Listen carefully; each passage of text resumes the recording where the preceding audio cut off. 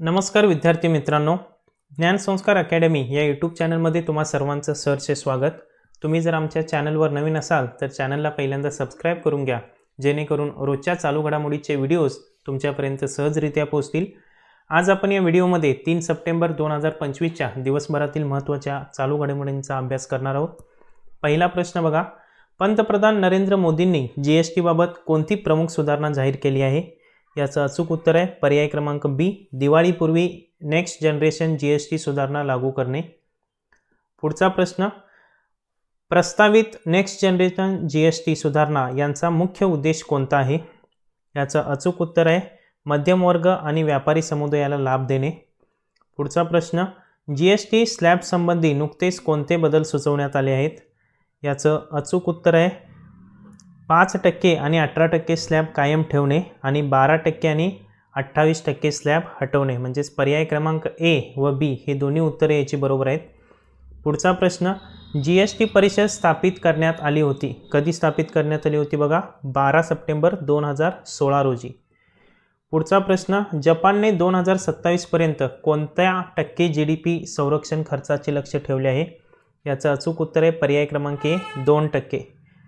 अजूनही तुम्ही आमच्या चॅनलला सबस्क्राइब केला नसाल तर चॅनलला पहिल्यांदा सबस्क्राइब करून घ्या।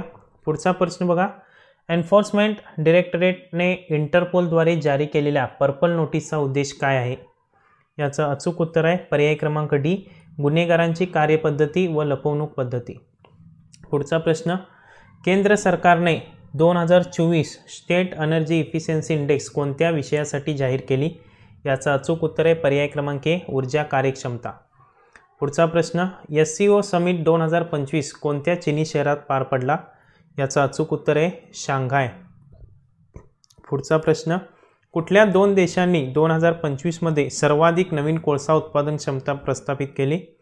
याचं अचूक उत्तर आहे भारत आणि चीन।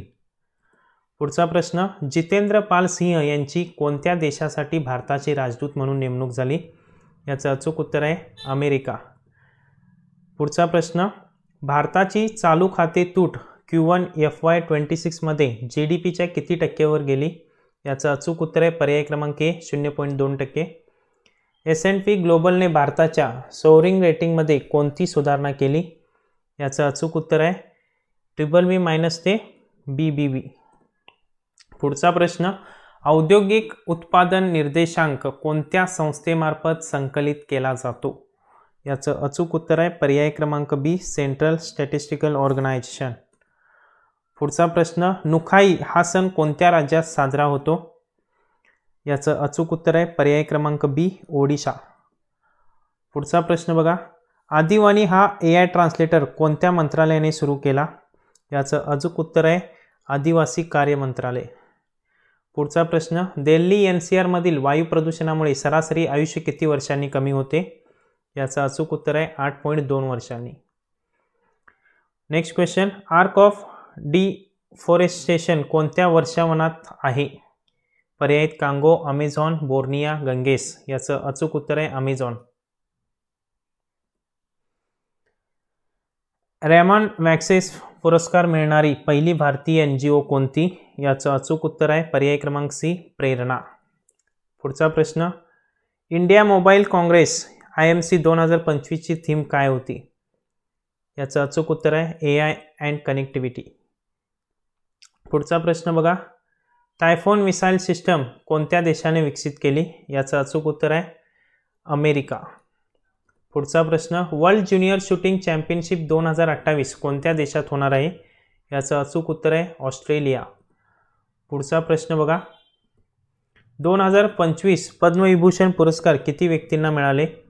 याचं अचूक उत्तर आहे पर्याय क्रमांक सी, 7। मिस TCA कल्याणी कोणत्या पदावर नियुक्त झाल्या? याचं अचूक उत्तर आहे पर्याय क्रमांक B, Controller General of Accounts. Next question बघा, घागर नदी रिव्हर ऑफ सॉरो कोणत्या पंजाब प्रदेशात आहे? याचं अचूक उत्तर आहे पर्याय क्रमांक बी, मालवा। अशा पद्धतीनं आज आपण 3 सप्टेंबर 2025 च्या महत्त्वाच्या चालू घडामोडींचा अभ्यास या व्हिडिओमध्ये केलेला आहे।